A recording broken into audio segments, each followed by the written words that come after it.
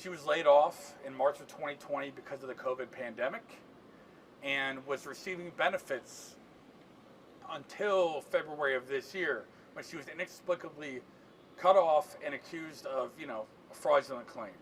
Which is funny because for her job as a school bus attendant, she had to get fingerprinted by the FBI.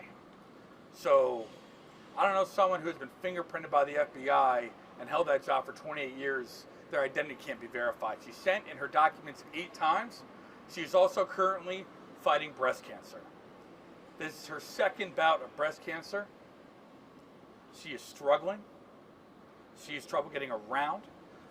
She's behind on car payment, rent, cell phone payment. She can barely afford to feed herself. It's the people that elected officials like Governor Hogan and appointees like Secretary Robinson say they're fighting for her. I want them to go tell her that they're fighting for her when they won't pay her what she's owed. Go tell her, go look her in the eye in Health Orb and tell her, a school bus attendant of 28 years, that she's a fraud, that she's a liar, that she's a criminal. That's what I want them to do. Look her in the eye.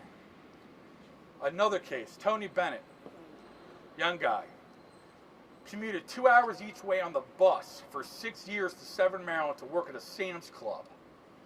Dedicated every day, almost never took a day off. He hasn't gotten a cent. He got laid off because the bus routes got cut. He hasn't gotten anything. He's desperate. He's trying to move to find a job in an oil field in Texas. Again, Secretary Robinson, Governor Hogan, look him in the eye. Call him a fraud. Call him a liar.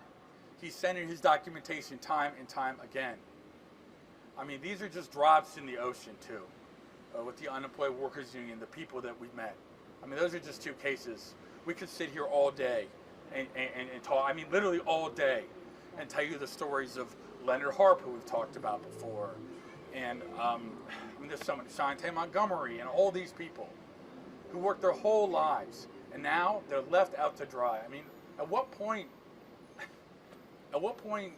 do we force the governor and Secretary Robinson to be better? Pay these people what they're owed. That's why we filed this amended complaint. We asked for an expedited hearing or bench trial. We're hoping to hear back from Judge Fletcher Hill soon. We filed in paper and then we sent a digital copy immediately. So to opposing counsel, who we believe are still venable, and the judge. So we're hoping to move forward quickly because people need this money. They needed it a year ago, and the desperation, frankly, cannot be understated. It's to say it's immense doesn't even begin. Like, it really doesn't. So yeah, sorry I went on for a second there. We just think it's really important that the Unemployed Workers Union, that these stories get out, because these are the people who are doing the suffering. These are the people that elected officials are calling liars and frauds. These are not liars and frauds. These are workers. These are good, honest people, and they deserve their money. Thank you. All right. Thank you. Thank you, Alec. We'll have a couple short questions. And just to underscore what Attorney Summerfield said, frankly, we don't have to go through all these court proceedings if Robinson would abide by the law and do what's right now. And that's what we really want for her to do right now, because she could immediately push the buttons and the adjudicators could clear this up. But at any rate, on the 29th, you will be able to hear directly from many, many people on Thursday. We'll be holding, a grievance. People will be able to file grievances and they'll be able to speak out. But if anybody has any questions of Attorney Summerfield? Can you give us an idea about how many people you think have not received their benefits? Like, give me an estimate on the number. You said, I heard that. So our estimate, I said, at least 50,000. I mean, that's because, and here's the other thing, the state has said, 500,000 claims are fraudulent. That's just like every claim people have filed. So we really think at least 50,000 Marylanders, probably more. That's just the number we have, but it's a lot. I mean, the fact that we've met 4,000 people alone. And a lot of people, it's wild, tell us they thought they were the only ones. They were isolated because of the pandemic. This is tens and tens of thousands of people who desperately need their money. You said you've asked for an expedited bench trial.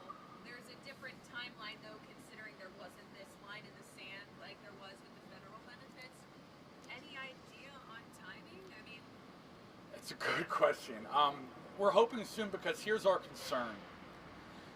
We're not quite up against the wall like we were before, but we still kind of use September 6th as a deadline because it becomes, at least we think it's a much harder argument to make. The federal money, it latches on September 6th. So if this isn't resolved by then, what's going to happen? Now we're asking a state court to somehow get back federal money.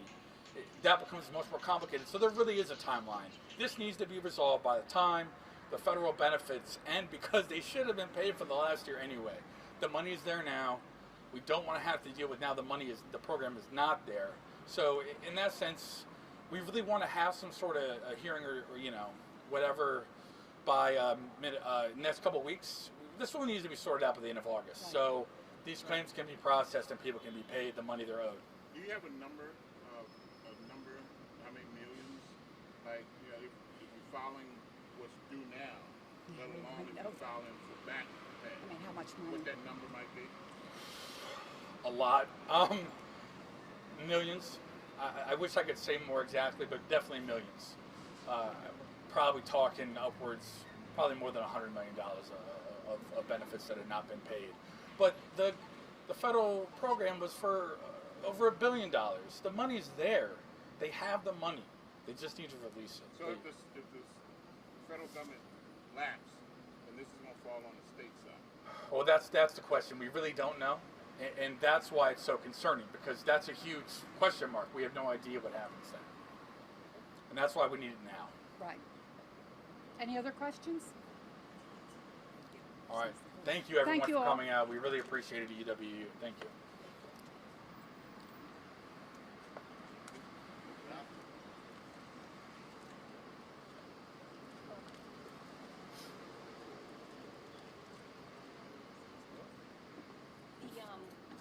The expedited, when will you hear back? Because you're saying that you sent a digital email today. When do you think you'll hear back? Hopefully.